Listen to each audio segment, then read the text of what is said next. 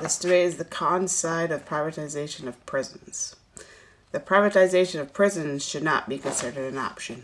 Many studies have shown that while private companies claim huge cost savings, in truth, on average, most only save about 1% of the cost.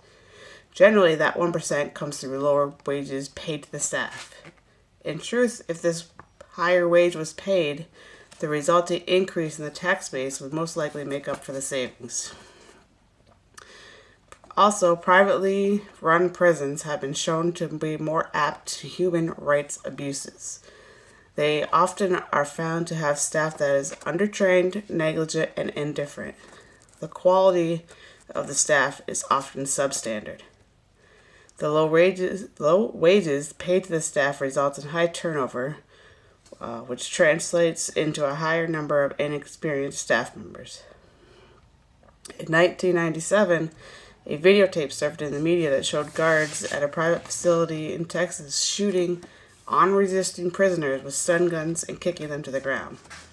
One of the guards involved had been recently fired from a government-run prison for similar conduct. It is said that a state-run organization is always trying to increase their budget, and a private company would be trying to cut costs in order to maintain profitability. This may be true, however, a government budget can be controlled with oversight and checks and balances. Also, the right to know, as well as other laws enacted, transparency into the government's facility is built in, where a private company has a vested interest in keeping their dealings behind closed doors. Recently in the news, a private prison company was forced to admit they were falsifying information on staff numbers and training numbers. While it's not impossible for this to happen in a government-run prison, the fact is, since the government runs the facility, they personally pay each person employed, so they have a complete accounting of the number of staff employed at each facility. A private prison has more interest in backing political figures that are tough on crimes. The tougher the sentencing translates into more money to be made for a private prison. Instead of making inmates ready to transition back into society, they have a bigger interest into keeping more inmates in prison.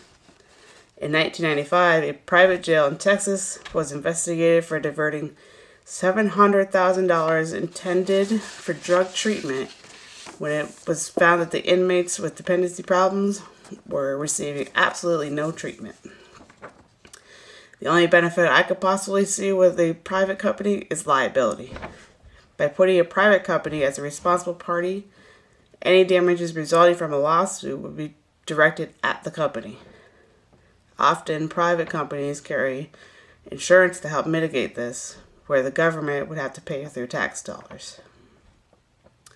Also, when it comes to bankruptcy, a company would be protected where the state isn't afforded this right.